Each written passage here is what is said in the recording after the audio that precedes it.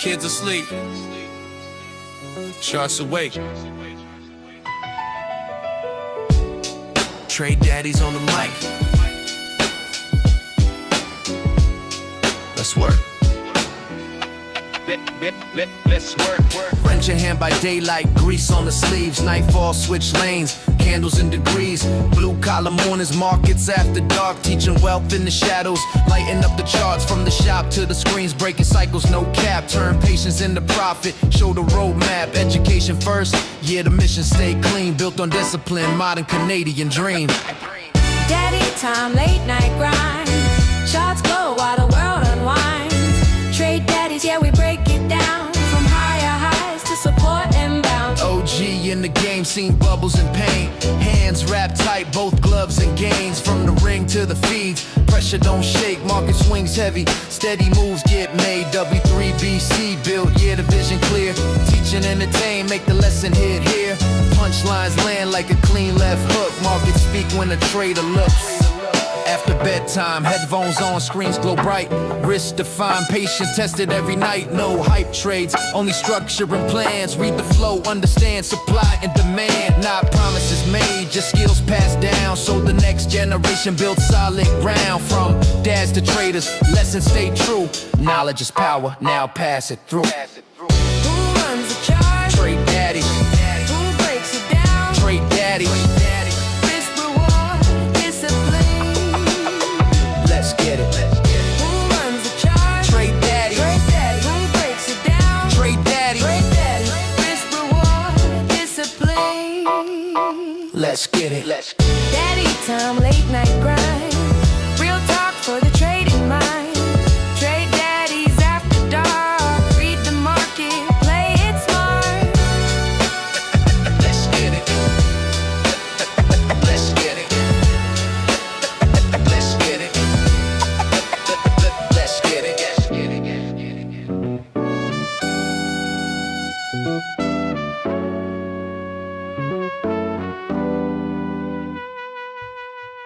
Yeah. Yo, what's going on, everybody? Welcome to another episode of Trade Daddies. Well, I don't have your chart up here. There we go. Let's go back. Here we go. Welcome back. We're here for another episode. It's been an interesting week for trading. The markets have been kind of looking nice and giving people false hope that the bull market's still on, which I don't think so. But, here's for hope, and people need to cope somehow, and maybe that's how they do it.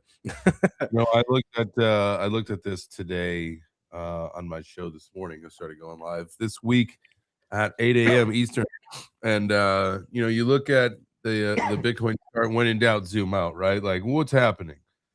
And technically, we could go to like today, and every day, obviously, it goes a little bit lower and lower because we're in a falling pattern. But like we could get up to like 80 something today, 82,000. And we still wouldn't break structure of the multi-month tumble that we've been taking, right? We've had now already a 20% correction. And where I think the peak that we got today was like 18.5% correction from the most recent low that we've seen, right? And so we could go up a little bit more and still just be part of a little bit of a correction, a little bit of a little breathing room on our way to continue down, which I think that and we can look at this and you let me know what you think, and we can I'm not trying to jump ahead or anything, but like honestly, that 49 to 39 level is speaking to me, man. It's called like the opportunity box on my chart. Yeah, I think we both share the same sentiment in that regard. But yeah, it's I think we don't always go down in a straight line. We don't go up in a straight line. And every other cycle, like you've had this before. You had your initial huge drop, like, okay, we're in a bear market now. And then you had a relief rally, which is ultimately the macro lower high. And kind of like your last, if you kind of bought the top or whatever, that might be your last exit point to get out of the market before we ultimately go down to our cycle bottom. It doesn't make sense that we would have an all-time high right now. And to be honest, we're talking institutions. You don't tell me, can't tell me institutions don't want a cheaper Bitcoin. Like, come on, definitely, because like a lot of the institutions that are able to get in now, or even after the Clarity Bill passes, they missed out, so they wanna bring it back. So I don't see it. We have to go down. Markets have been overheated for. Oh yeah, salute, cheers. Let me crack this ASMR over here. This beer. You got to start cracking it right in the microphone. That's it. Oh, that's right. I did to the front of the microphone. I have it on like podcast mode, so it goes from the back. All right, let's. We got special guests today. We got Bits of Wealth. Another great trader. Actually, like it's so funny when I first started like getting into crypto, or not crypto, but like getting into the charts before I knew anything, before I was like a total fucking beginner. I was always like, man, Bits is always so bearish. Like every time, I remember when on the Web3 breakfast, I'm like, I totally disagree with this guy. I was all full of hopium. And then I started actually learning how to trade and look at the charts, and I'm like, oh, I see what he's talking about. I get it now. I know now. I get it. Like, you know what I mean? It's like here's some ignorant, like I'm just some ignorant idiot, like not knowing what I'm talking about, and then actually learning how to trade. It's like, oh fuck, I see what his point is, right? Yeah. Well, when you're a perma bull, and you and I both have a bullish bias, right? Like, when you're a perma bull and you meet somebody and you connect with them and you're just like, they're always like bearish, man. You're like, dude, what is up with this guy? Right. And here he is. But I'm with you though. Like when you understand, like, that you can see that this market is clearly in a downtrend. Like, one, there's a lot of money to be made in it, but two, like it's easy to not be as not as bullish. What's up, dog? What's up, Bits? What's going on, brother? Yo, what's up, guys? How y'all doing, man? Not bad. We're just chilling. Yeah. Sweet. Just I'm markets, man.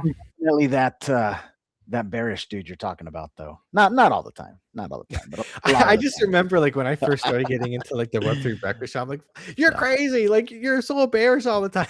And you had like totally reason to be. Yeah. Like the one thing I've learned in trading is that like anything can happen. Literally anything can happen. Everything, even like whatever trading pattern you think you see, always has a chance of failure. And you have to be ready for it. Like you can't get married to any line of thinking. You have to be able to move and meld as the market, ebbs and flows.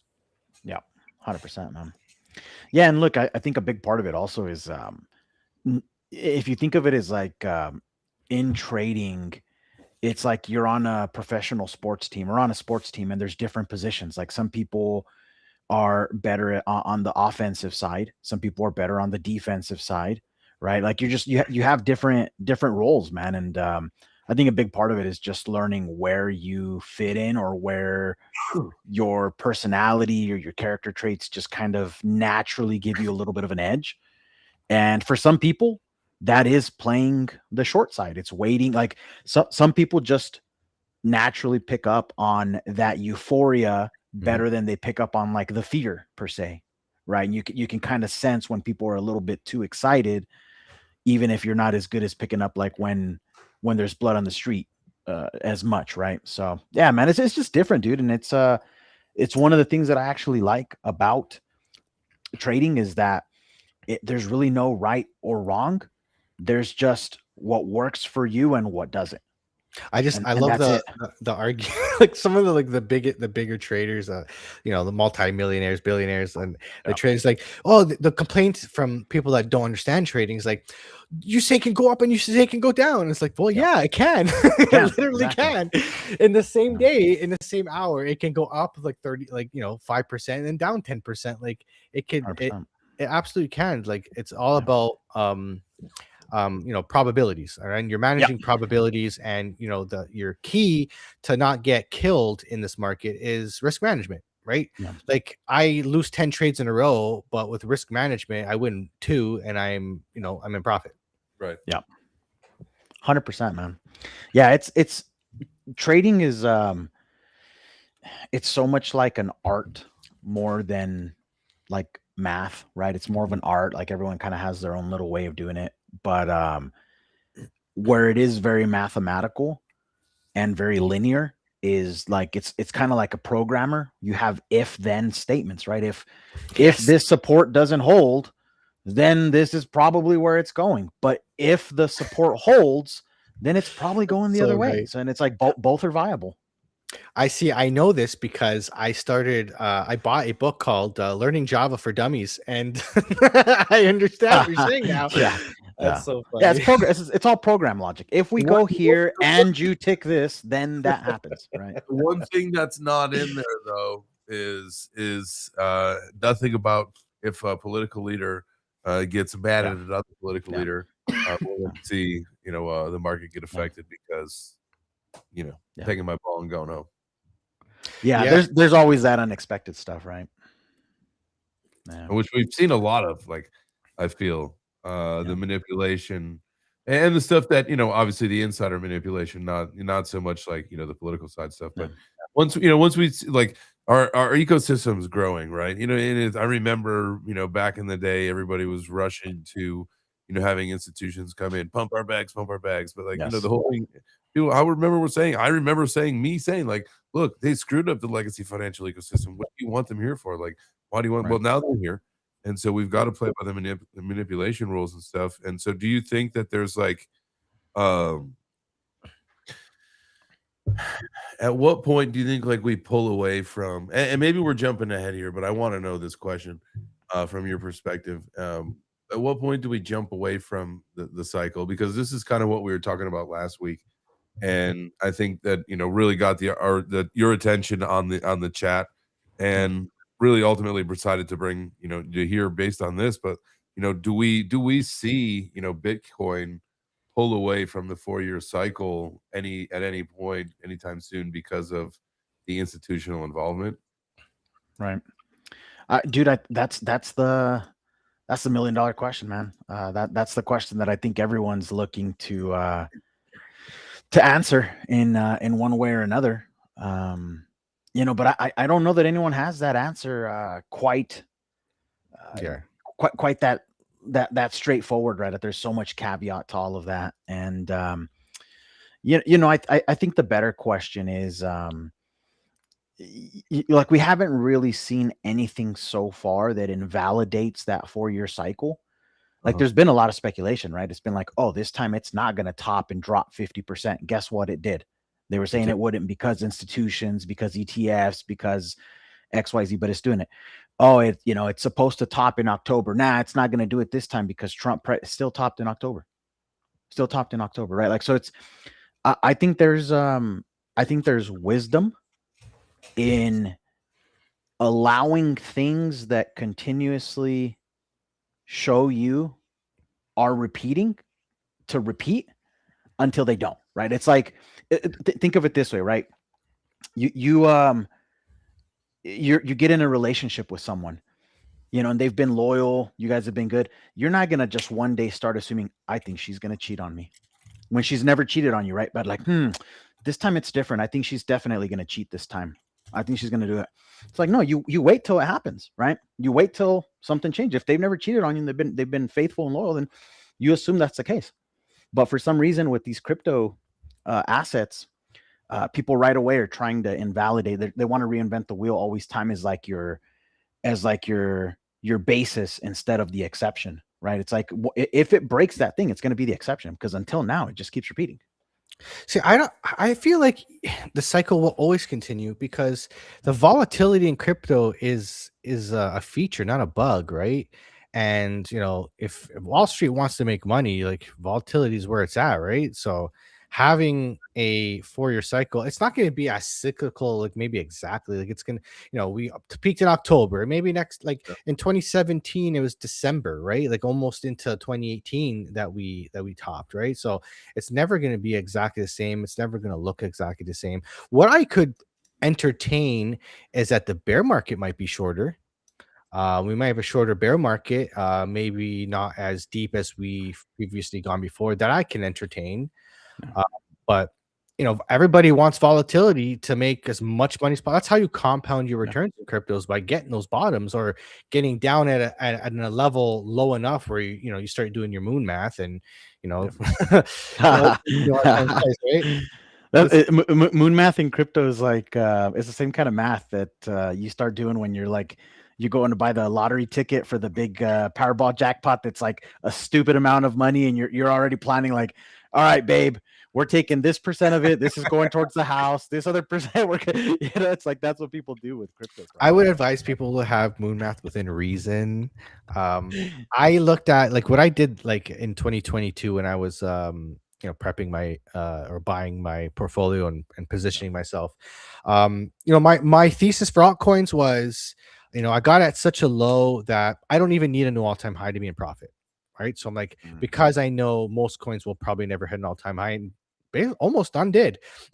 Like, right. So but I still walked away, mostly in profit with my altcoins, even though I sold back in November. Bitcoin I saw did like not even a 3x from one top to the others, from 20,000 to 69,000 from 2018 or 2017 to 2021. So I anticipated something similar, and my top was 135K. Didn't hit it, $10,000 shy, but who cares? Like, I don't have to time it perfectly. Just just a ballpark, right? Just any little edge you can get to make a little bit more money by compounding your returns. And I don't think if everyone's talking about Bitcoin 2 million, I think maybe 180, 200K next cycle. No. Yeah. Are we able to share a chart on here? Yeah, I'll bring us to our next session here. The one thing before we're not bullish enough on these kind of price points and stuff, like you just got to think, and this was all right. So say we've got a couple years, right? Dan Moorhead, and I feel like I've probably said this way too many times, and maybe this will be the last time I say this, so I apologize if you guys have heard me say this already. But Dan Moorhead at the Ondo Summit said something to the tune of, in the next 2, maybe 3 years, like we're going to see a complete supply shock and price shock like nobody's really ever thought of, because what's going to happen is the US will like finally, have gone forward or announced or strategically, planned the reserve in a way to where, all of everybody that's our ally is going to jump in. Everybody that is against us is going to jump in. And so, you think about like the UAE, they're already working on it. Like once everybody's public about it, all the other countries are going to get in. Think about China. They've got, as far as I know, the last time I looked, they've got the second most amount of Bitcoin underneath the US. Somebody had said something about how we had seized some from Venezuela. I don't know if that's true when we. I'm not sure. If you want to share a chart, it's on the bottom. You just go to share screen and you can choose. Okay, cool. Yeah. No, I mean, if you guys have a segment where we pull those up coming up, I'm happy to wait. I just wanted to bring it up that whenever we're ready. Yeah, because we're on the subject of the. We're just chilling here, man. It's Trade Daddies After Dark. We have no structure or anything like that. We just vibing. All right, cool, man. Yeah, let me know if you guys can see that. Should be. There you are. Should be open. Yeah, so see, like this is the typical 4-year cycle that everyone's been talking about, right? Like if you just measure some of this stuff, it's interesting how 1065 days, 1066 days. Isn't it crazy how like close it is? Like I was doing that. I was looking at this the other day too. I was like, oh my God, it's crazy. Well, the top was to the day, man. And there was that Reddit post also that someone had said like, a year or two in advance, they said, hey, it's going to pop a top on this day in October, and it did to the day. So, who knows? Like at some point, this could totally break, right? Like whether it's this cycle, whether it's next cycle. And, who's to say it breaks in a good way? What's to say you don't go into an extended bear cycle? Right, like that's a possibility also, right? You go into a decade of downtrending price action where you go lower than a previous bear cycle, like that could happen as well. Yeah, I think we have like a little bit of like I'm of the S curve theory, because I think of AI and with AI and how things are so much fake, we need cryptography to be able to prove that you're human or that you're not. So I don't think AI can survive without cryptography and blockchain and crypto, especially when it comes to payment rails. It's not going to be physical cash. It's going to be Right. digital currencies, and it has to be either token, especially when you're dealing with everything's going to be tokenized. Even thinking about like cybersecurity, you got AI agents. Imagine AI agent swarms. Like the amount of hacking that's going to go on is Yeah. going to be crazy. Like you can got like back in the day, you have one hacker just sitting there, nerding out on his computer for hours trying to hack into things. Now you can get AI agents hacking things while you're sleeping, or with Claudebot or something like that, right? so now I think for a security standpoint, all the benefits of Bitcoin and all that are going to come to fruition with AI in this new world. So I can see like a mass adoption of it really fast because of AI, and then maybe that taper off where it's kind of steadies out. Like again, we're less than $2 trillion of a market cap in Bitcoin. That's really like nothing in the global scale of baby. things, right? Yeah, nothing. Yeah, man, and a lot of things can change really quickly, right? So Yep. it's you never know what's coming. I mean, Jay was kind of talking about, whether it's politics or whether it's world events or something. Like there's always something, man. Some big innovation can happen tomorrow in the computing space. Some college kid discovers some way to run unlimited AI models on like a fraction of the energy or the something, and then everyone's running AI and everything. It's like, Mhm. dude, it's hard to say. I think Apple just released like new devices today or yesterday, and New MacBook. yeah, they're like, dude, the new stuff that just came out is like 5 times faster than the last one, which was already insane or something. It's just, yeah, it's gonna be crazy, man. It's gonna be crazy. So yeah, who And knows what'll move happen with all this fast. stuff, man.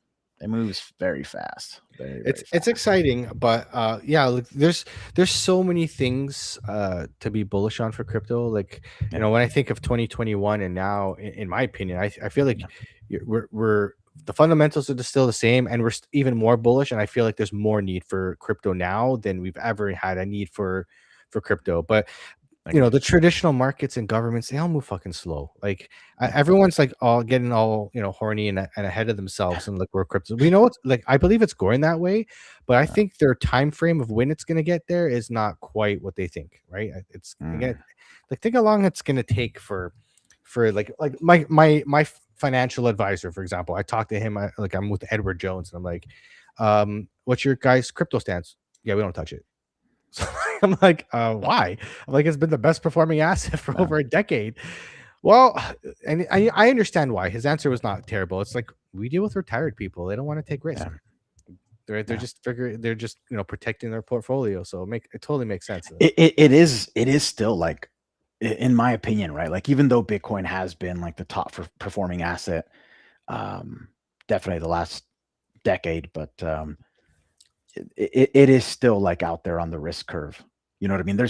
And unfortunately, a lot of the retail that comes in, they're not buying near the lows, man. Unfortunately, they always buy near the highs, right? Because that's where the peak of the euphoria cycle is towards the high. So there's you imagine all these grandmas and grandpas coming in, and they bought 120K BTC through ETFs, and now they're down 50% or something. It's like this is why these It's companies aren't crypto offering it, man. scam.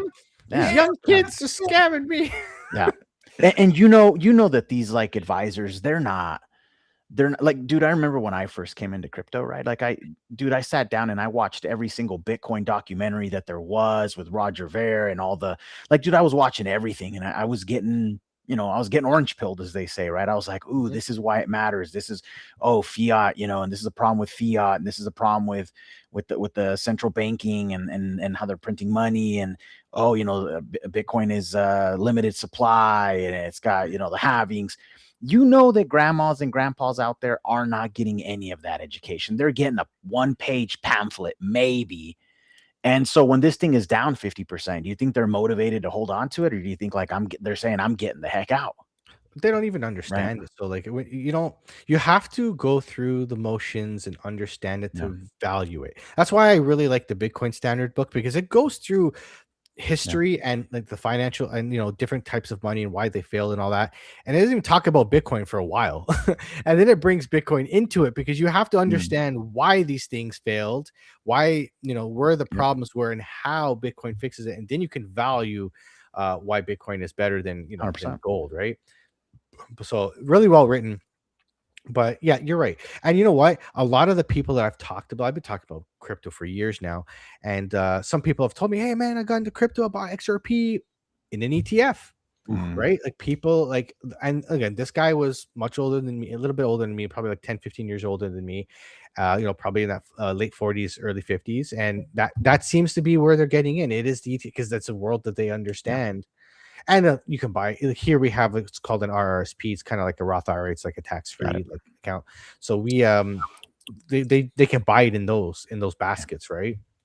Well, and it's easier, right? If you're already on a Schwab or you're already on one of these accounts, like if you could buy it there without having to take your money out, pay penalties on it to convert it to cash, move it to Coinbase, like, you know what I mean? All the hassle of all that, or if you're going to self-custody, imagine, it's still a lot, I'm man. honestly, I'm gonna do the same thing because I have in Canada we have a TFSA, which is a tax-free savings account. So no matter what I Cool. make in there, I don't pay taxes on anything, capital gains, like dividends, nothing. So I'm gonna buy some. Is it pre-tax or is it post-tax then?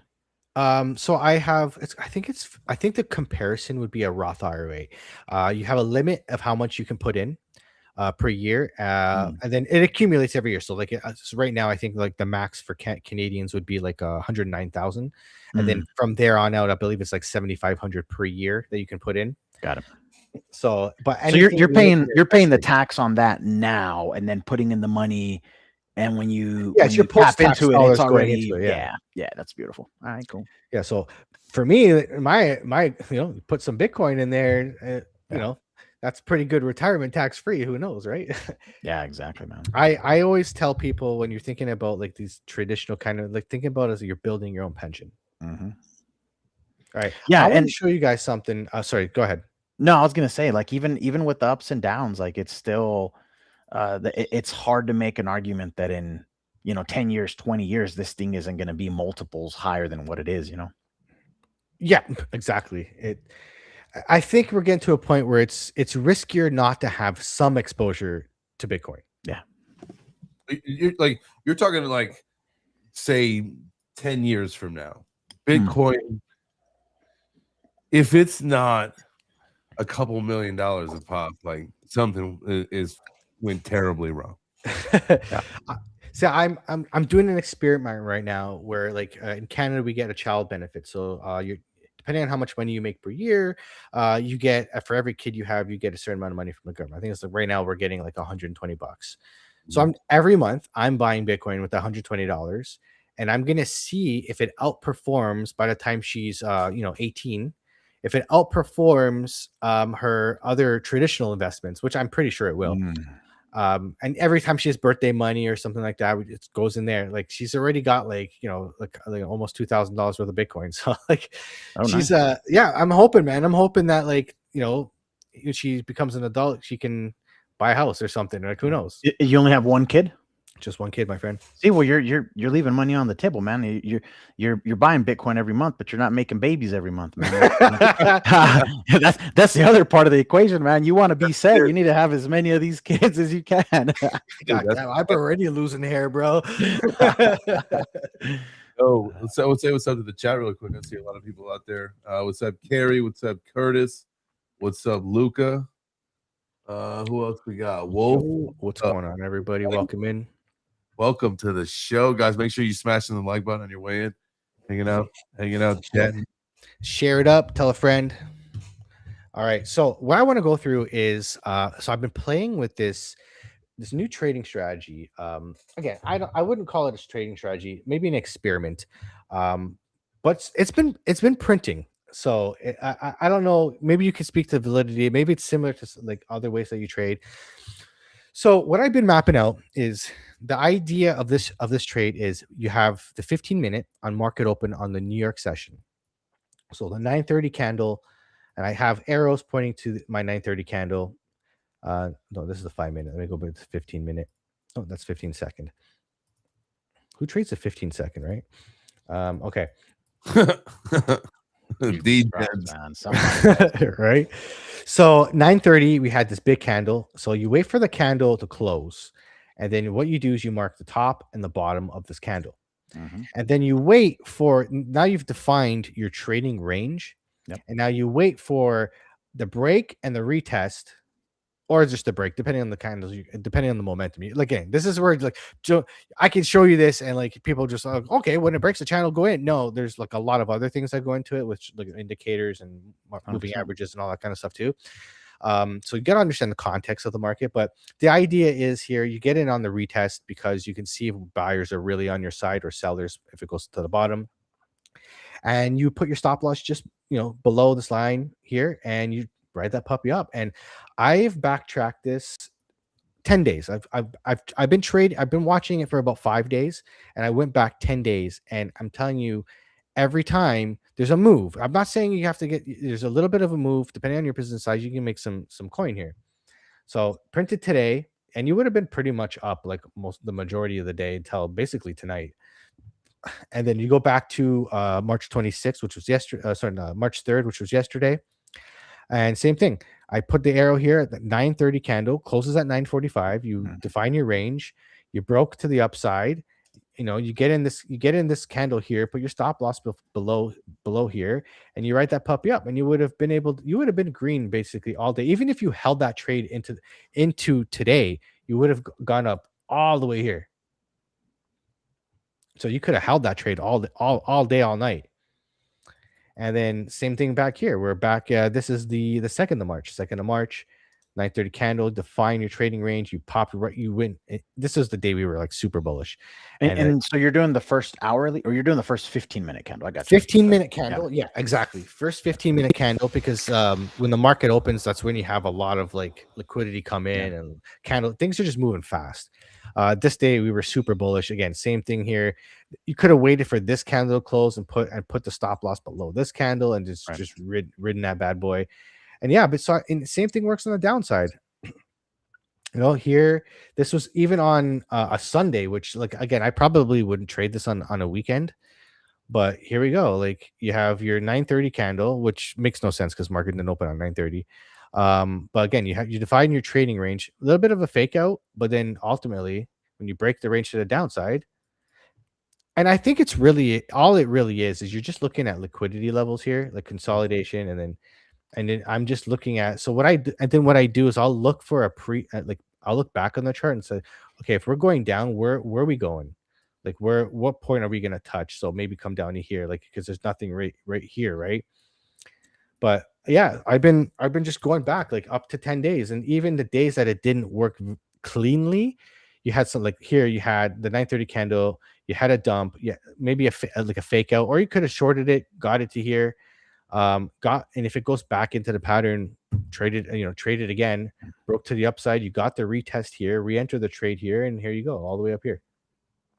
Yeah, this is actually very similar to what a lot of the people that trade the futures market and in the like in the traditional market, they trade what's called the IB, the initial balance, and it's the first hour of price action. So basically, you get an IB high and an IB low. So the IB high is the highest point that price went within the first hour, and then your IB low is like the lowest point that price went during the first hour, and then that gives you your basically like your opening range essentially of for the day for the market. Yeah. I think that's exactly what it is. And I found it literally, I was just scrolling through Instagram because my Instagram is full of it's either food or recipes or fucking trading shit. So it's so I found it from someone that trades futures, a lot of like people on like funded accounts and stuff like that. And I said, fuck, you know what, let me try it. And I'm like, fuck, it's been working pretty damn well. Like every time I looked at it, and I've checked it for 5 days now. I just started trading it yesterday, and it's printed. Nice. 2 days of profits from this trading strategy. Again, I don't hold me to it. Something I noticed. It's logical. That's working. Yeah, no, you know it's what logical. I mean? Yeah, it's logical. No, there's other things that gotta go, and you gotta make sure your stochastics are in the right way, your RSIs, and you gotta understand like. The more you're in the charts, the more you're going to kind of feel the market. Like you're going to know the context of the market. Like when you take gaps away from the chart, you got to kind of reaccustom yourself to the chart. Go look back, like where's a next liquidity line? Like where did we touch last time? And something that you said last time kind of stuck with me. How you said it all comes back to equilibrium. I'm like, fuck, you're right. Because if you look today. Always. Like we had our move up, and look, we're probably going to come back to this range today. I was telling Jay Chains, they're probably going to come down throughout the night and come back to equilibrium, which is, when you said that, I'm like, oh man, it totally makes sense. You're absolutely right. Yeah. I like, even like the session highs and lows, that's another thing to map out.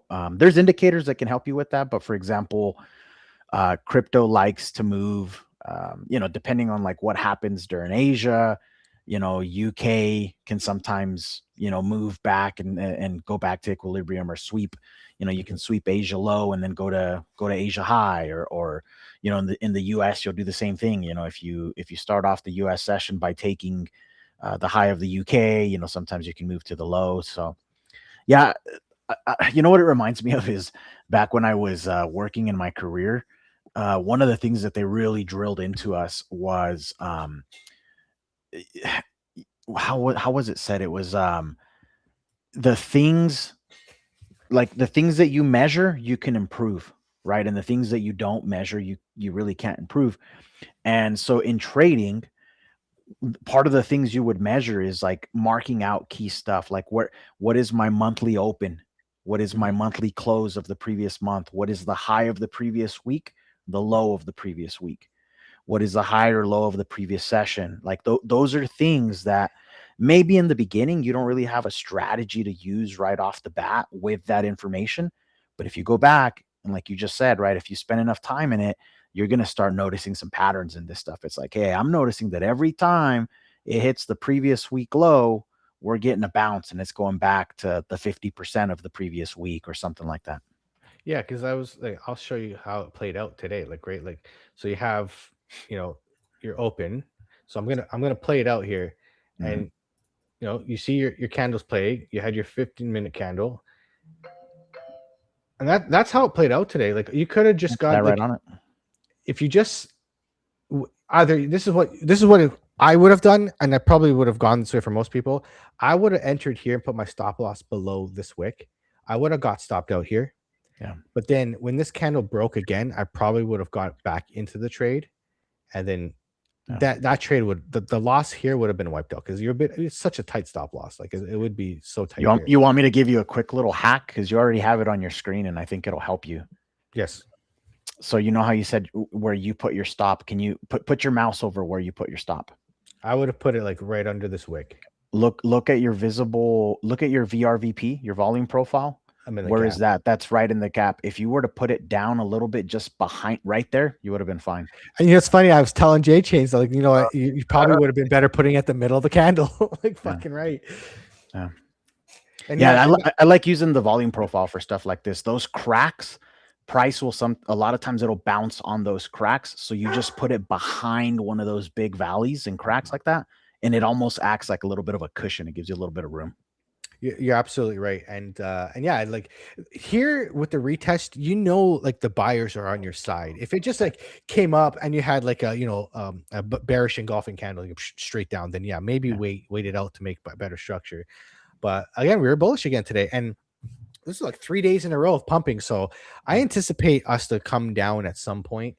But today we kind of went sideways, which kind of reset a lot of the moving averages, not moving average, the stochastics and RSI. So we'll see where today goes. I know the 15 minutes, like the RSI is right up here. So, and Thursday, Friday for me, I've noticed volume really dries up. Yep. I don't know if that's the same for your guys' experiences, but yeah, Monday to Wednesday is the best for me. Yeah, you get like Tuesday, Wednesday, a lot of times are some of the better days. Oh yeah, Monday's always very volatile. If you like to play in the craziness, Mondays are great. Tuesday, Wednesdays are awesome because they're usually directional. Like usually Monday does the fake out, the manipulating, all that stuff, and then Tuesday through Wednesday you'll kind of get a directional move, either up or down. I really like Tuesday, Wednesday plays, and then sometimes Thursday, Friday you kind of reverse that back a little bit. So. Yeah. I'm in the crypto lifer Sam Price. I'm in his trading group, and we call Mondays false move Mondays. Yep. That's Yeah. usually the whatever happened on because I don't know what it was with this bull run, but like Sunday night pumps were a thing, Yeah. and Monday night everything comes back to earth. Well, there was even that meme of who's it, Gus from Breaking Bad, the bad guy dude, the like the head mafia dude or whatever he was. Yeah. You know which one I'm talking about, and it's the picture that says Bitcoin's pumping on a Sunday. Again on a Sunday, yeah. Yeah. Oh, shit. Yeah.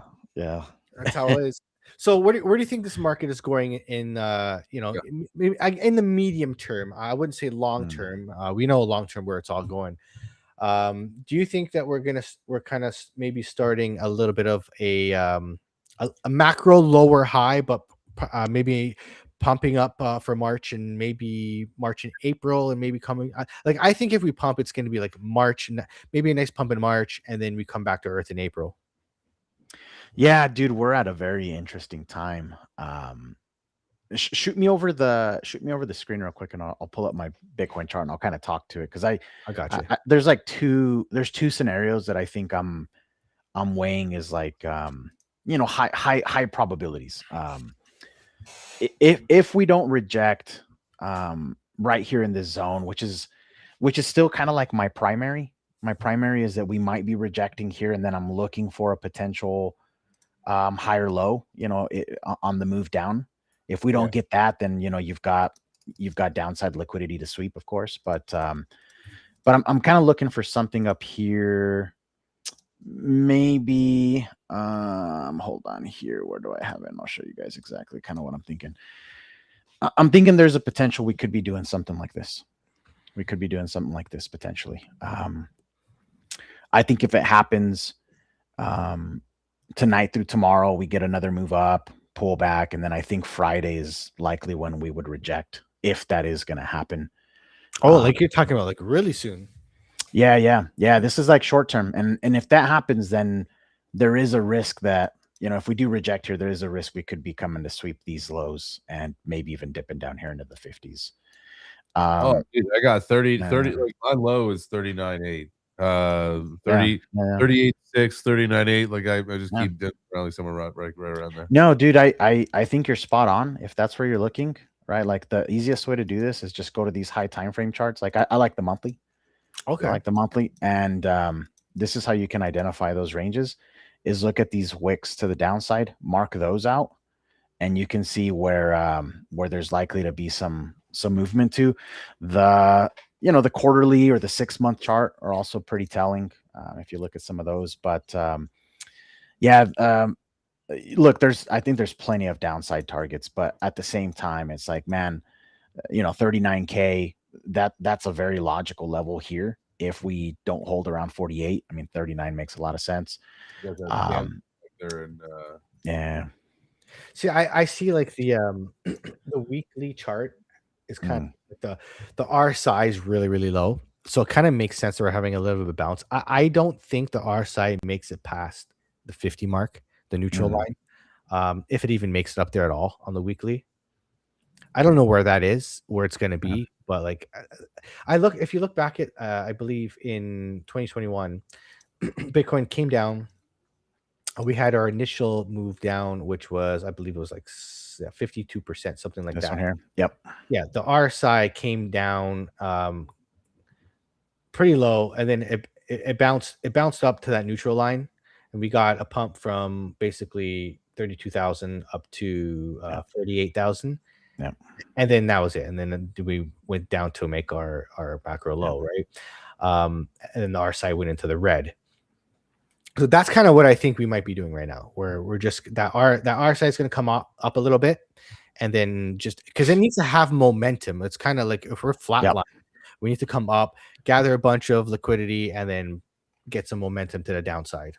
Yeah, one thing is like I don't think we've ever had this many red monthly candles in a row. So a green month does make sense at some point. I mean, at least it becomes more likely, because I don't know that we've had 5 or 6 red months in a row. You know, you didn't We're have them here. You only doing, had 3.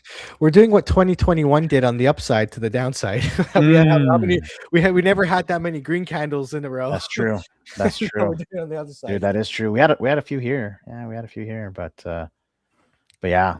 So I don't know. I mean, there's downside levels, but like in more like the immediate term, I use these horizontal zones really as kind of like my support resistance. This is red because it's a resistance. It's above us right now, right? So 72 to 75, somewhere in there. If we can get past that, then I think the move is up towards 85 to 90K potentially. So I honestly thought the daily was going to come back and double bottom on 59K again. We came and touched that weekly 200-day moving average. So far, it's been a bounce. But yeah, I think you're right. Like you're exactly right up there where that liquidity is. 90 was at 90,000. Yeah, up here. Like I think we come up to like that red box, and that's it. Like that's like the bullish case, in my opinion. Well, even then, you're technically still bearish, right? Like you're still, if you're looking at the high time frame, even if you came up to 90K, that's still just it's a lower high. You still could do this after that, right? That's why I love Bitcoin. It really makes these bear flags cleanly on a downtrend. Like it's the same thing over and over and over. Yeah, it's a clean moving asset, man. A lot of people ask me like, why do I trade it? Because there's I think on CT, there's always kind of that like, oh, don't trade your Bitcoin. You just need to hold it or whatever. And it's like, yeah, I get it, but if I'm gonna trade something anyways, why wouldn't I trade BTC when it just moves so clean, dude? It just moves like so clean. It leads the market. Like it's the one that moves. It's honestly, it's the only thing I trade. I don't trade anything else. Like I don't trade altcoins, just Bitcoin, because for me the chart just works when there's you have a bull, like a trading pattern or something that you see in the charts. It works out more often. It acts like it should, where an altcoin can go batshit crazy. You know what I mean? Yeah, 100%, man. But you know what? When you trade, it's just like find the chart, find a time frame that you like, especially when you're starting out, and just trade that time frame, just trade that chart. Learn how price action moves in that asset. Sorry, go ahead. What price? What time frame do you think you look at the most? Because I'd say like probably somewhere for me, it's the 5 or the 15 minute. Dude, I'm fucking all over the place. I'm a cowboy and I love my 1 minute chart. But I'll like lately it's been the 1 hour and the 15 minute, and I look for entries on the 1 or the 5. Yeah. Okay. Yeah, I'm sniping entries on a 5 or a 15, but I use the 4 hour a lot for structure. Yeah. And all of my zones and like my trend stuff is based on daily or weekly. Okay. So yeah, I'll zoom out and I'll pick. Patient than me. Yeah. Well, it's like I'm not necessarily like trying to trade the weekly, but here's what I'll tell you. Like if you go look at something like this and there's a horizontal zone here that you can clearly tell on a weekly or a monthly is like a support resistance area like this, right? It's going to take, like on a monthly chart, it's going to take multiple months to change this thing that's a support and a resistance. Whereas like if I'm picking a support resistance level on a 1 minute, it just takes a couple minutes for that support resistance to be broken or to be invalidated or something like that. So when you pick your high time frame stuff on these big high time frame zones, it takes a long time. I mean, for something like this zone here to somehow be invalidated and suddenly like have a lot of price action here that, historically, if you look at it now, this is a zone where Bitcoin hasn't really liked to spend a lot of time in. It's either above that or it's below it, and it travels really quickly through it. Boom, it blew right through it. Here it bounced on it, and when it went back below it, it moved quickly through it. It's like, think of it as like this zone is lava. Like Bitcoin doesn't want to be in that zone because this zone is lava. Or is lava. Yeah, exactly. So if that zone is lava and you're below it, you're either going to reject or you're going to need a catalyst to zip right through it, right? All I can see there is the McDonald's arches. It's so perfect. It's beautiful. And that's the neckline right there of the M. Yeah, that's why I'm saying like this right now is very risky that you could be getting that here, right? You could be getting almost like same thing that you got there. You could be getting like something here, you know. Yeah. So, In this downtrend, like I noticed, like in the bull market, I feel a little bit more comfortable to hold trades, especially on bigger time frames. But now, like, I don't feel comfortable holding. I've been just scalping, man. Just these little moves. I've just been scalping like back and forth. Again, the 15-minute. I'm trying with the 15-minute. It's a great time frame. Yeah. And to be honest, like I still work full time. Like I'm trading at work. Like I'm at work on the charts. I got like my coffee break right at 9:30. Like doing my market open. But like in the reps in. yeah, hey man, you gotta do what you gotta do. And so that's why I've been like doing the 1 minute a lot. Higher like bigger position size, smaller moves, and just like, but now with this 15-minute, I'm gonna try to do like one trade a day. I'm gonna try to trade this the market open, and that's it. One trade a day, and see if I can where we go from there. Well, hopefully it's green for a long time. Do you have a session indicator that you use, or are you just manually looking at the like? Let me show you what I'm talking about, because one of the things that I use is I have this one here, and there's a bunch of different ones you can use, but this is the one that I'm using. It's just a free, but there's a ton of free session indicators that they'll draw for you, like when the US session opens, when Asia opens, when it closes, when the extended hours are. So you can get stuff like this. It can highlight like the gaps between US and Asia. So just kind of, it's an easy way for you to kind of know where you're at when you're looking back. It's like, oh, okay, that was US session price action. Oh, this was Asia. You can. No, I don't have that. I honestly, I'm literally manually, I'm sitting there watching that fucking 15-minute candle close, and I just put my line, Alt H, whatever. Like I put my lines and I go from there.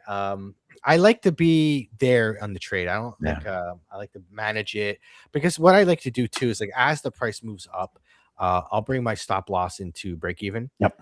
And then as candles start to close, I'll start leapfrogging, kind of like a manual, trailing take profit, right? And I'll keep moving that stop loss up in the profit, just scalping that move for the day, make a, $100 or $200, whatever. And I'm out. I'm done. That's it. Walk away. I'm okay for today. Beautiful.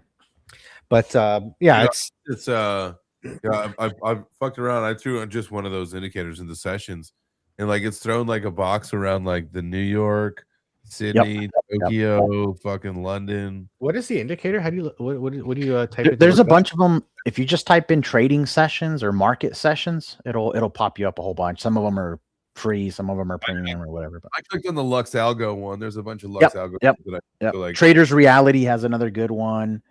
The one I'm using is the one from Trade Travel Chill. It's from Annie. So I'm using the one from Trade Travel Chill. But yeah, I mean, at the end of the day, you just need something that simplifies that you can quickly see, okay, what session am I in?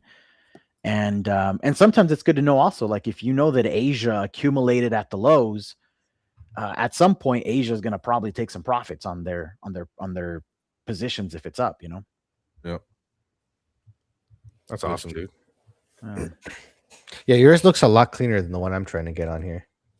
Yeah, this is the one by TTC. It's I think it's called Market Sessions by Trade Travel Chill. Market Sessions. Yeah, this one right here. And it's got all bunch. It's even got moon cycles, dude. I don't know if you guys ever look at moon cycles. These you know what? I've heard the full moon is the best time to trade. Look at it. Look, full moon sent you higher, dude. That's hilarious, dude. I've got some people that dude, they like religiously trade this stuff. Yeah. Remember what was her name? Marin? Yes. Market Sessions. Why? Which one? This one's by TTC, Trade Travel Chill.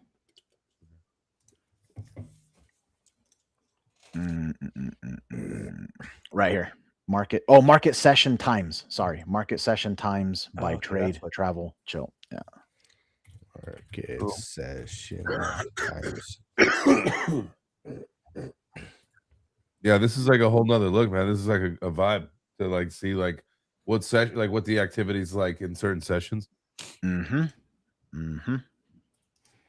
dude, it helps. It helps, man. And I still draw a bunch of manual stuff. Like these are all my manual lines here in yellow and stuff. But yeah, I you know, the stuff that it's like I know I'm going to repeatedly be looking at, I might as well get something that automates it for me. And Session Times is one of those. And this also helps too because UK to Asia, or sorry, UK to US is like one of the most violent times to trade, dude. Is that UK to US handoff. If you go back and you look at this, most of the time that's where there's like major moves, and a lot of the fake outs, like here, huge fake out, it dumped and then it just reversed right into US. You see that a lot. Like if you go back and study this right here again, UK to US, boom, fake out up. It looked like it was going to dump and then it just went up anyways. It'll probably do it again tomorrow morning, you know, wherever. If Asia, let's assume Asia keeps coming down, if UK starts like reversing it and sending it up, at some point UK is going to give you a fake out, and then US will probably send it the other way or send it the original way.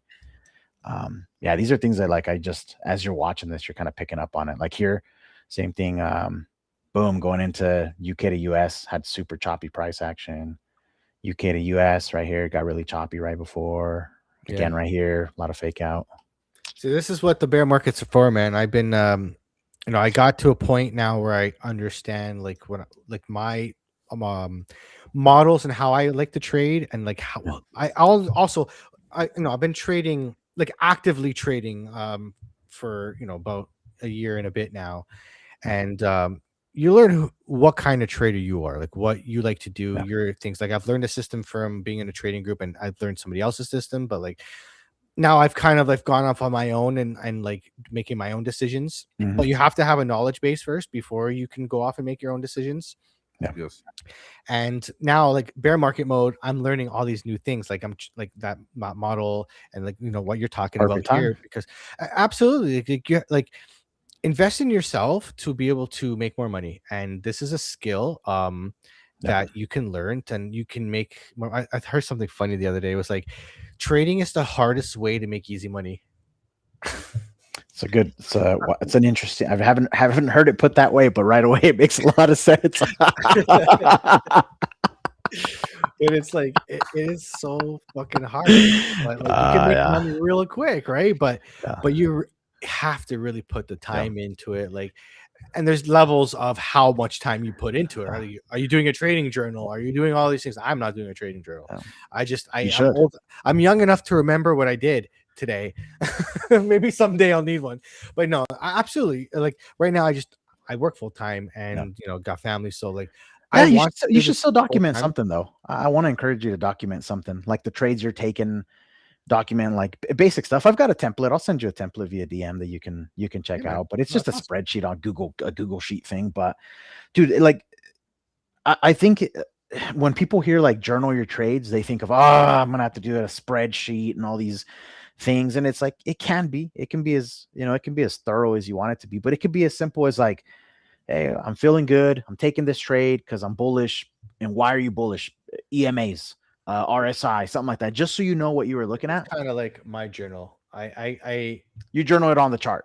Like today I put here, and I put ideas on text, like, you know, this is a fake out, could have re-entered here. Like, mind you, this is all hindsight at this point, but yeah, like I could definitely, like, I like to pull charts and leave my drawings on here, especially when I come back to it. I'm like, oh yeah, I've been tracking this for a while. Yeah, it's been going on.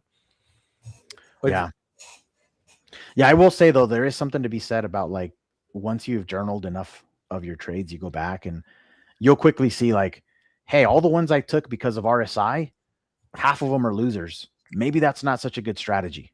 Oh, all the ones that I took because they were a breakout, I do nothing but lose money on breakout trades. Maybe I need to quit taking breakout trades, right? What's like the most important thing, do you think, to record in your trades?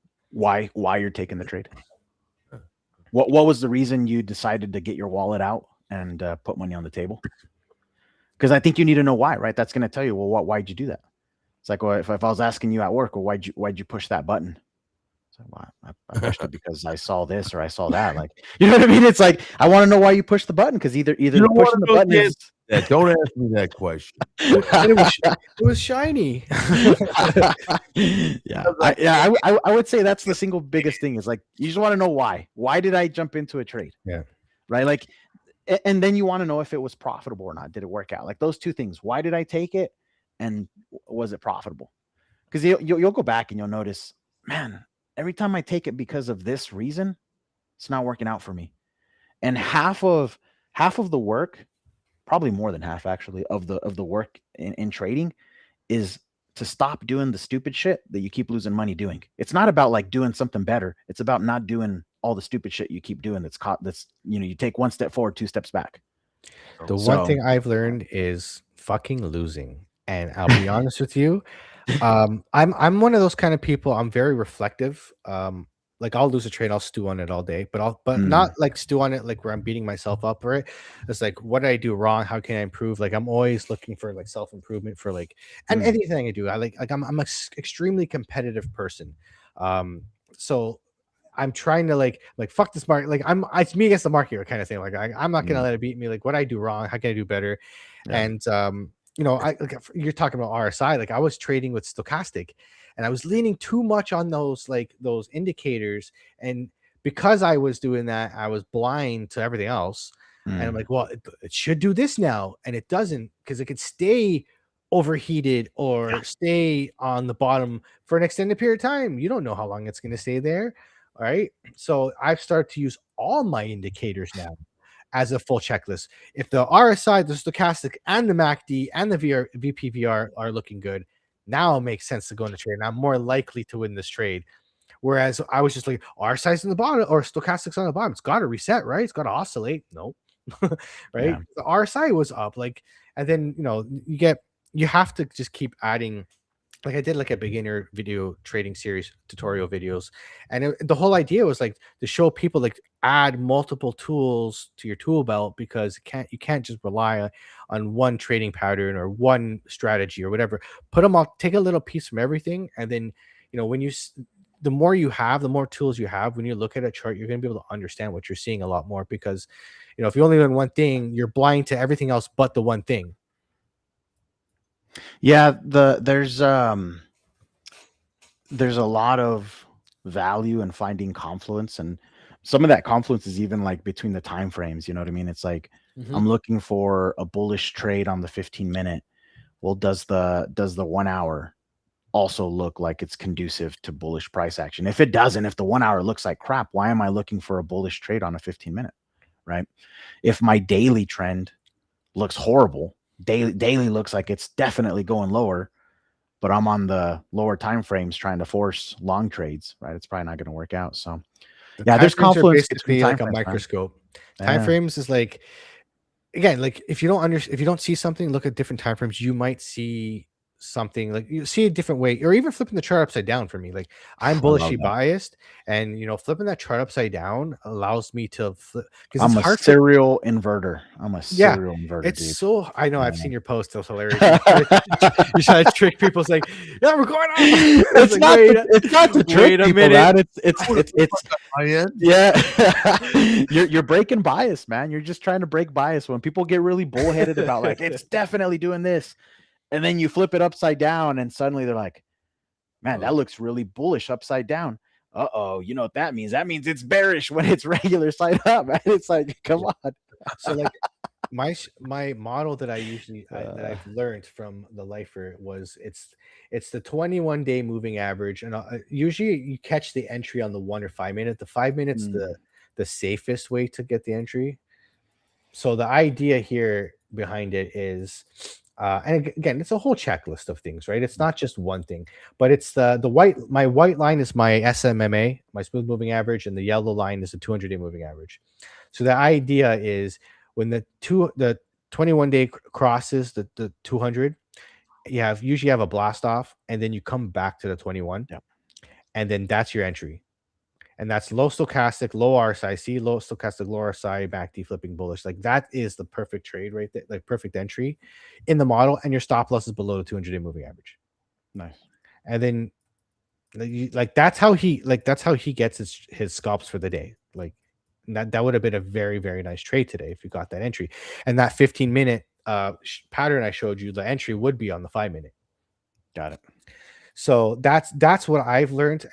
But again, it's not just the one thing. It's the confluence, right? Like you have low stochastics curving up, and MACD, and then if you're talking about your VPVR, right? If you get through this gap, this right here, you got a huge gap. Like Yeah, it's gonna price, fly right through that. absolutely. And then again, you could consolidate at this gap, and you go up to here. Like, Mm-hmm. so using those things all together are gonna give you more of a better probability to win the trade. 100%, man. Yeah, this is where again, like it's kind of an art, right? It's a bit of an art where it's like everyone, some people are gonna sketch with, with crayons or with pencil, or some people drawing with a pen, some people are doing pastel, or it's like, but at the end of the day, it's can you paint the picture? You know what I mean? Does it make sense for Absolutely. you? Yeah. I want to use scratch and sniff markers. That's hilarious. Please, that NFT, please. Just scratch and sniff it. Oh, that'd be awesome. Scratch and sniff QR codes for NFTs. There we go. You heard it here first on Trade Daddies. Smell-o-vision, or what? Like, is that the essentially that technology? Proof of smell. That's funny. Yo, how did you guys end up with Trade Daddies as the name for this, by the way?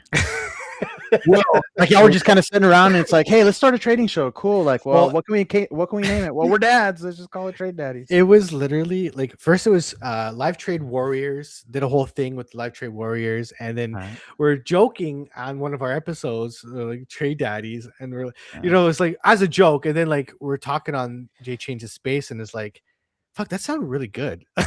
So, I mean, it's catchy, it's marketable. Like, we both have to wait for like our kids to go to sleep, or for our wives to be able to, like, we'll handle bedtime or whatever. But like, like the name fits. Like, we're both daddies. We're trade daddies. Welcome to Trade Daddies. Appreciate you being here. Yeah.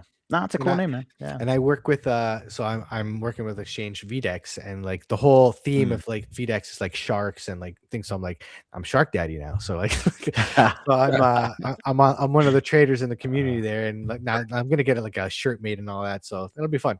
Again, little fun thing to do. Got to keep people entertained with the bear market, right? Got to keep people here. Yeah. What's funny with the being a parent stuff is, you guys will probably relate, but it's like a lot of times I have these thoughts where I'm like, man, it'd be cool if one of my kids really got into trading and started picking it up, and then at the same time I'm like, nah, trading is awful. Trading is like such a grind. Like, it's, you know what I mean? Like what it does to your psychology, and it's tough, man. It's like, nah, you know what? It's you versus you, man. It's not you versus the market. It's you versus you. It's 100% you versus you. And it's like, yeah, you know what? It's a great skill set to learn. But they're what was that quote you said earlier? Like, it's the hardest way to make easy money. Or like, there's other ways to make money that are probably easier. Yeah, I always tell people trading is a way to make some side cash. It should not be your main income. Because that's too much pressure. And like, I see traders that have been doing this for way longer than me, and they still get emotional. I still see them, the ego sets in a little bit, like, or you feel the pressure, especially if you're a big streamer. Like, I don't know how anybody would not, have, days where they lose a trade on the live, and it's like, well, I gotta fucking get that back. Like, you take a little bit more risk than you would. Like, every trader does it. Yeah. Everybody, nobody's perfect. We're all humans. Yeah, that's part of it, man. Get attitude. Like my main portfolio is just buy and hold Bitcoin for those 4 years and come back in a couple of years, and that's where my main portfolio is. But if I pull a couple $100 out of the market here and there, trading, like, I'm not going to say no to that. Like that, like, for me, this is all a learning experience. But I don't want to paper trade, because like I feel like I'm gonna take it more serious when it's like my own money on the line. Yeah.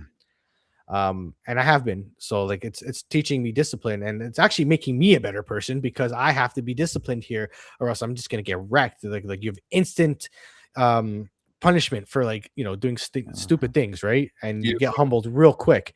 A little bit more patience. Yeah, and it's teaching me, like, for me, it's been teaching like this is how I'm going to trade. This is my model. This is my rules, and I'm going to stick within them. And some days the other day I had a really bad day, and I had to take a little bit more risk to make my position back. I should have just walked away for the day, but and that's a day where I'm like, fuck, I shouldn't have done that. Like, let's not do that again. Like, let's not get back into these bad patterns.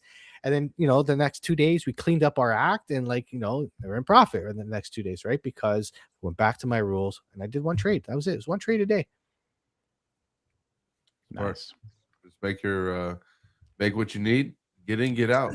It's not the place to stick around. No, absolutely. And if I'm gonna do like small time frames trades, like I just keep the risk low, right? If I'm gonna walk away, I'll keep the risk low, and I'll be like, yeah, if I'm gonna lose this, whatever. Like, I don't care. Like, Dude, my favorite trades are the overnights, like where I'll stay up, for UK Open or something like that, end of Asia. So it's like early morning for me, and then wait for it. It sets up, it gives me all the green lights, take it, go to bed, wake up. is that like on mostly weekdays?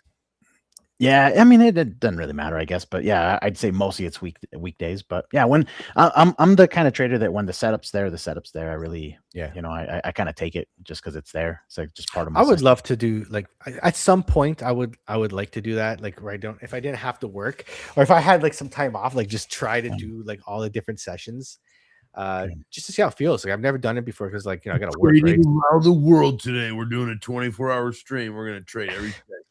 Dude, what sucks though is like even when you're full time in it, is 99% of the time, at least 95, you're just waiting. You're just sitting around waiting for the setup set up. And then the setup is there, and then you click the button and then okay, job's done. It's like, you know what it reminds me of, man? There's a joke, and it's always been one of my favorite jokes, but it was like a joke talking about on the subject of dads, right? It was like talking about how dads, it was saying like, man, this is some BS. Dads get all the credit when it comes to like barbecuing and grilling outside, but it's the wives in the kitchen that are like cutting up the vegetables and making the sides or doing whatever, prepping this, and then they just take everything out. The dude just throws it on the grill, flips it over, takes it off the grill, and everyone's like, oh, thank you, the food was amazing. They're thanking the guy, right? And they're like, the guy did nothing. All he did was, and it's like, no, that's they're drinking a beer. Yeah, but it's like, nah, that's the most important job. Like, that's the most important job for sure. And that's how trading is. Like, most of the time, you're just waiting. You're drawing your levels. You're monitoring your EMA or whatever. And then it's like time to do the job. And it's like, click. All right, I did my job. Took me 1 minute. That's it.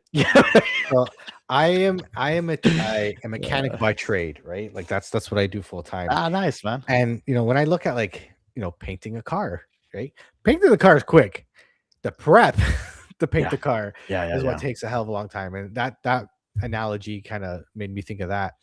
And you're absolutely right. But like that work that you're doing takes a long time to learn how the hell to do that. Yeah, the trade happens real quick, but like to get to that point where you can even see that that's a trade to take takes a long time. And I'm like, I still feel as though I'm a beginner. This is why I don't have a course. I'm not selling anything to anybody because I am not there. I don't feel qualified to be able to do that for anybody yet. Regardless of what people will say.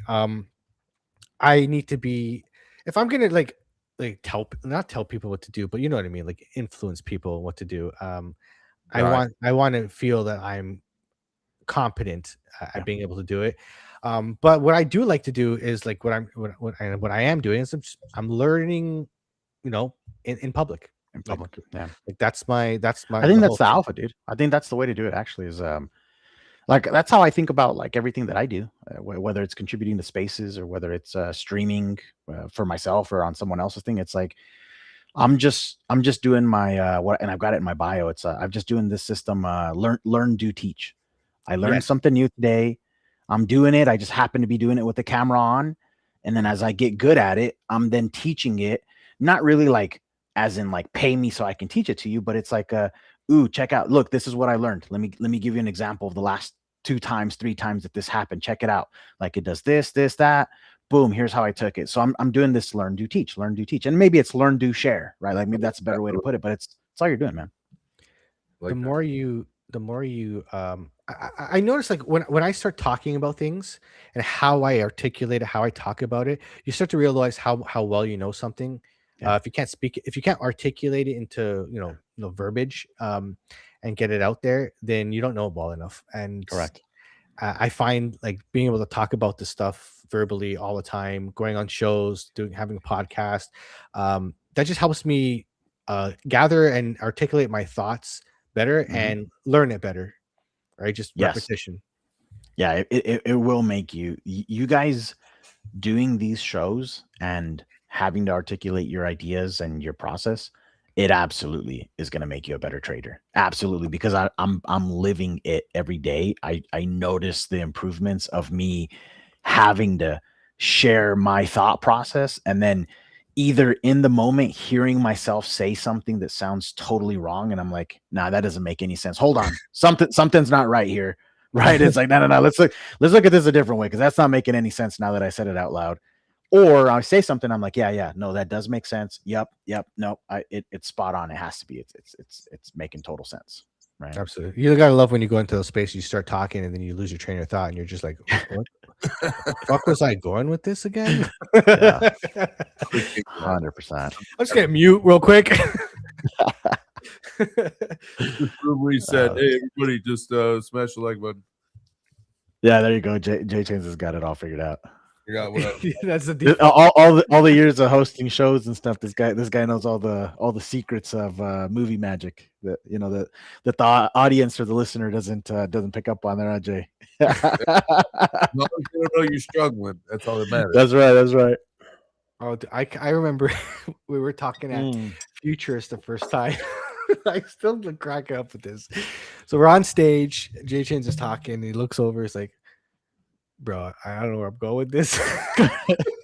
So we got his back, and we start talking on the mic. Me and Mr. Dude there, but it was so fucking hilarious. Bro, I don't know what I'm doing here. I don't remember where I was going with this. Like, I just those fleeting moments, like sometimes the mind races just a little bit faster than you're speaking, and all of a sudden that took it off. It's like, man, that's gone. Yeah. Gone. I'll be talking and I'll have another thought, and like that's it. Like both trains just derail. Crazy stuff. It does also, I will say, the other positive benefit of spaces and streams and shows is it does make you a better speaker, right? It does help you out with that. Yeah. I would have never I would have never thought that I would speak on stage until I made Jay Chains, and thank goodness he motivated me to do that, because here I am now making content and all that. It's like it's a weird full circle moment. Back right in 2021, watching all these YouTubers online, and now we're kind of a little peek behind the scenes here, like kind of doing it now, right? And it's pretty cool. Oh, hell yeah. Dude, we're going into the big rotation, I think, in terms of content creators. I don't know if this is just me kind of picking up on it, but I feel like there's like a new wave of people that are coming up right now. And, I think everyone who stays consistent during this year, during the bear, right? I mean, I think you're going to be positioned pretty nicely for the coming years, man. Dude, I shit on fucking Cardano yesterday in a post, and all I'm getting now is fucking Cardano influencers on my fucking timeline. Yeah. Dude, you can't trash Cardano. You can't trash XRP. You can't trash, like, you know what I mean? I didn't even trash it. I just asked a simple question. I'm like, tell me what problem Cardano is solving that another blockchain isn't doing, if not banned already. Well, in Africa. Like, who's building on Cardano? Like, maybe some people, but what app or what anything is anybody that you know of even remotely touching that's on Cardano? Nothing. My whole thing is, look, I'm very tactful with my disdain towards the Cardano community. My whole thing is that they've chosen. Let me step back. They rejected the Ada Gang moniker and had to side with the Cardano community, which is fucking nerdy as shit. And I'm sorry. They really don't have like an XRP army or Link Marines type of thing. No? I'm saying, dude, they had the Cardano, the Ada Gang. They had Ada Gang. Ada Gang was the thing, and they said no, that's too vicious. We gotta be the Cardano community. So somebody clapped back on my post that says, well, Charles is on the timeline. He's doing shows. He's saying the right things. I said, I Charles is said, cool. Yeah. I said that sounds like desperation to me to stay relevant. Like he's just out there making content, so people don't forget what the fuck Cardano is. But in my opinion, what I really think hurt Cardano is because they chose to go the peer review route, and everything moves so fast here. You kind of Mm, shot yourself in the foot, in my opinion, because crypto's kind of one of those things. There's like put it out first, and we'll figure it out as we go. And honestly, it was kind of the same thing. You look at Uber. Uber didn't ask for permission to fucking go and disrupt the taxi market. Uber right. came out and just put it out there, and they figured it out after, right? So like, if you're having technology that's disruptive, you just got to get out there and then figure it out as you go. Do you guys think that what they're doing with Midnight, that Midnight token, it's like a privacy thing or whatever, right? I mean, I haven't really looked into it a whole lot, but do you think there's is that tied to Cardano in some way, where like I believe so. it burns ADA or something? I don't know. I'll be honest with you, I haven't looked into it. About that. I know that, like, so I do this thing called Shrimping on my show, where we go on CoinMarketCap. If you look at their altcoin season, if you go to CoinMarketCap on the altcoin season, and you look at the top 100 coin performance over the last 100 days, you can look at some pretty good metrics of where you can find some opportunities, right? Like it'll show you where Bitcoin's performed. Like right now, Bitcoin's down 21.5% over the last 100 days. It was down 27.5% yesterday, so it's obviously on its way up. So like there's an opportunity there to make some money. But what we call shrimping, because shrimp are bottom feeders, are the coins that are way below there. Midnight is down fucking 86%. 86% in the last 100 days. What the hell happened? What the hell happened? So I don't know. Like I don't see like okay. Here's my question now. Okay, yeah, it's a privacy thing. Okay, aren't there other privacy coins? Like, are people going to use Midnight over Monero? Probably not. Yeah, Right? it depends. Well, it depends how easy, right? Because Monero Cardano is not the easiest to get a hold of, right? So Sorry, Monero isn't. yeah, It's yeah. mineable. No, I know that, but for the average guy, like for an average retail dude, they're not gonna. How are they gonna get their hands on Monero? They're probably not, right? Like that's like I could probably maybe get some Monero, but I'm not gonna mine it, Mike. I'm not gonna be mine. I don't know how to fucking mine. Just plug a machine in. That's it. Give it internet. Yeah, what's a friendlier privacy coin than Monero? Zcash, I guess, would be Zcash, maybe. yeah. Most people, Litecoin. Zcash. I don't know that Litecoin has a Mimblewimble. Yeah, dude. Oh yeah, that's right. Thanks, Luca. Yeah, so that's literally the logical question. Like I'm not saying that it can't do well. I'm just saying like there are other things that are already doing what they're trying to do, if not better, and more. There's more people using it. So the way I look at altcoins is the way I would evaluate a company. Do they have a user base? Are they making revenue?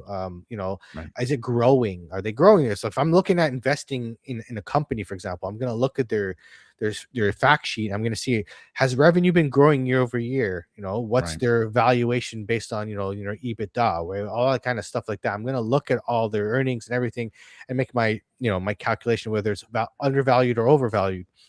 And mind you, I would argue that most altcoins are overvalued. And this is why we have these boom and bust cycles, because things just come back to earth.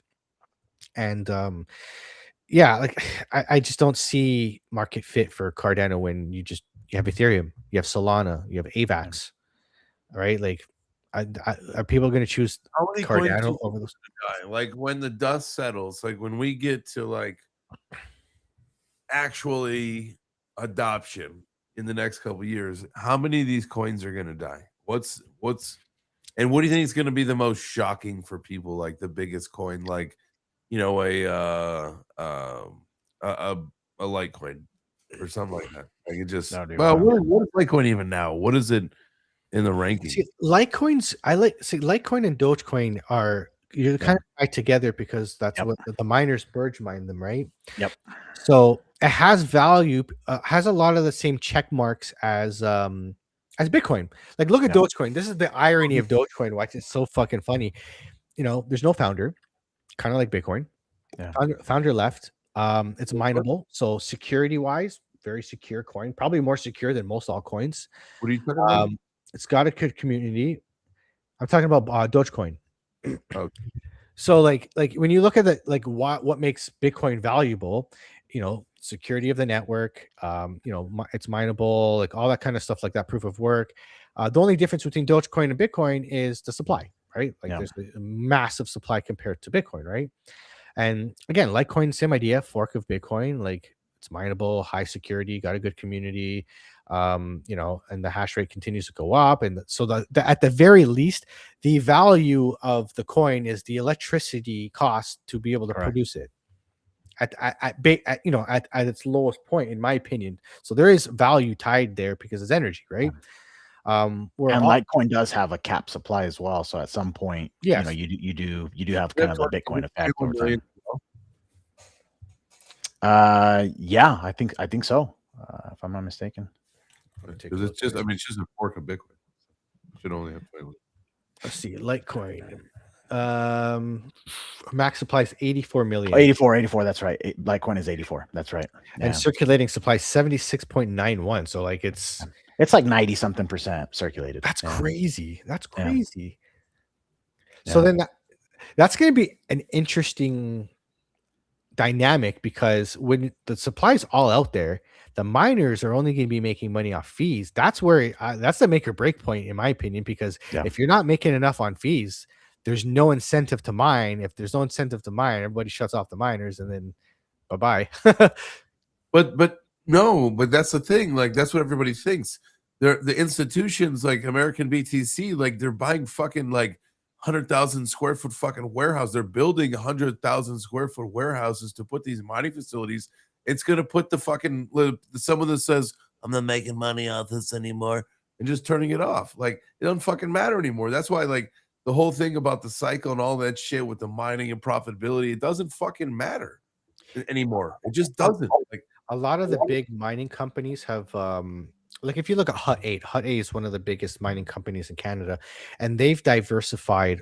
They were actually one of the first ones to diversify. They were doing data center stuff, and now a lot of Bitcoin miners have pivoted to AI.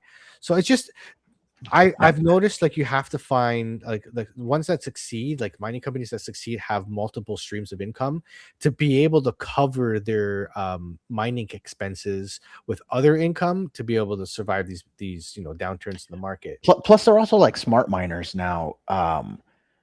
So one of the guys that jumps on the Wolf Spaces with us every day, his name is Landy. I don't know if you guys have come across him, but Crypto Landy is his ticker. Smart dude. He's been in Bitcoin since a very, very long time, and he's been around a lot of the mining operations. But he brings a lot of the mining insights, and like one of the things he really tries to hit on quite a bit is that these miners are smart. If they know that they need to turn off, like and it's down to like the individual level. If this individual miner itself is now mining at a loss instead of at break even or in profit, it kind of goes into like hibernation. And even if it's for an hour, like it can shut down for an hour, and then after the difficulty adjusts or energy, like whatever needs to change, that it can now make money again, it can just wake right back up, right? So they're almost kind of like going through, just like a laptop would go through, like sleep cycles or hibernation, depending on if you're at your desk or not. Like, these miners can do that as well. Yeah, and not to mention, like, when people turn off their miners, the difficulty gets readjusted. So actually, how much yield you get will change. Correct. So it actually it's like a mechanism that will kind of equalize itself at a certain point. So a certain amount of people turn off where it actually does make sense to mine, but whoever has the newest machines or the highest hash rate will be able to. Yeah, they're at an advantage. It's the older machines that are going to get pushed out of the market. Yeah. And even a lot of the pools, right? Like when more people shut down, the ones that stay online are now getting a bigger piece of that pool as well. So there's all kinds of dynamics at play on that stuff. For me, mining is a piece of your portfolio, because it has the same exact tax advantages that owning like a rental property. same depreciation values, same taxable benefits for the expense of the electricity or hosting costs or whatever. So for me, it's the lower barrier to entry instead of buying a house. You don't have to fucking deal with tenants, right? Like you just have a True. miner. You don't even have to have it. You just host it at a mining facility, and you're getting the cost to the hydro cost is 100% deductible against your income, and then the value of the miner you get to depreciate like 30% per year against your taxes. So as a part of your portfolio for a tax Yeah. strategy, very, very, very good. And I definitely will be. I'm probably actually going to be mining Dogecoin and Litecoin come this bear Nice. market. They're the only ones last bear market to stay profitable the entire bear run. Yeah, I like those two. Who knows if they'll ever get like adoption to a point where their value increases, substantially. But yeah, I like them. I like them just because of that. Like all the facts that you covered earlier, how similar they are to BTC. Like literally, you could ask a Bitcoin maxi, "Hey, what do you think of Litecoin?" "No, I don't like it." And then you tell me what you like about BTC, and they're going to tell you, "Well, BTC is, proof of work, fixed supply, like the SHA-256, the consensus mechanism." They're gonna name all the things of why they like Bitcoin and be like, perfect. Sounds like you love Litecoin then, because Litecoin does all the same shit. You know what I mean? You just don't know it, and it is way cheaper. So, hey, what's up, Crypto Crank? We got Crypto Crank watching the stream. What's up, dude? That guy's a beast in scalping. This guy does some crazy scalps, man. He's down. He does a lot of like the 5-minute to 15-20-minute scalping and stuff like that. Okay. Yeah, y'all check out Crypto Crank, man. He streams on YouTube and on X. He does some cool stuff. Let's connect. Yeah, let's collab. Yeah, y'all might even be able to bring him on, man. He's a cool dude, man. He's hopping on other people's shows all the time. Yeah, absolutely. Yeah, well, honestly, I think instead of beating a dead horse, I think we got it pretty good today. Hell yeah, dude! This is awesome. Yeah, this is awesome, dude. Thanks for inviting me, guys. No problem. Anytime, man. Anytime you want to come on the show, you just hit us up, man. It's cool, nice to talk charts, trading, vibes, and I believe you have kids too. So like, got 4 boys, dude. There you go, trade daddies. Yeah, boy. You got to be a daddy to come on. No non-daddies allowed, man. Yeah, I mean? I will allow if your significant other is pregnant. That's still counts. Okay. Yeah, that counts. Yep. So exactly. Get to work, boys. All right, hell yeah. All right, guys. So thanks for coming on, dude. Honestly, so we're all in the same boat of where this market's going. Short term, we can have a pump, but ultimately, we still have yet to make a cycle bottom in all of our opinions. So moves up and down, we can make money no matter which way the chart is going. So we'll keep at it and keep trading and keep improving. There you go. Trade daddy. Trade daddy. We got traded, daddy. All right, we'll see you next week. All right, boys. Have a good one, and we'll see you later. Thanks, Fitz. Yeah, thanks, guys.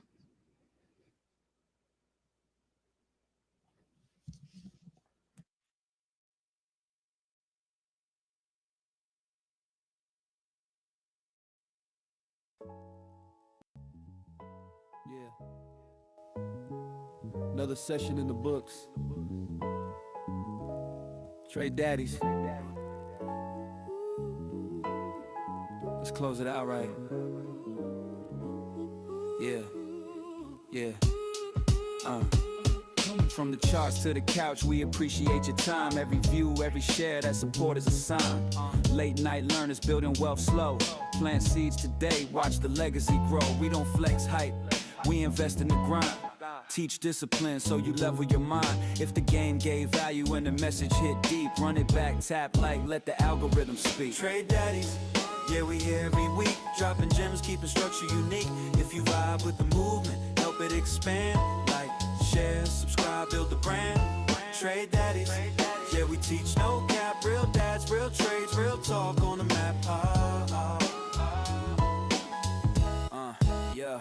No promises quick, just knowledge and reps. Risk managed tight, calculated steps. From beginners to vets, everybody can learn. Market cycle spin, patience earns. So salute to the viewers, community strong. Independent thinkers, moving along. Hit subscribe if you rock with the show. Turn alerts on, don't miss the flow. Don't miss the flow. Who keeps it real? Trade Daddies. Who builds the skill? Trade Daddies. Like it up, share it wide, share it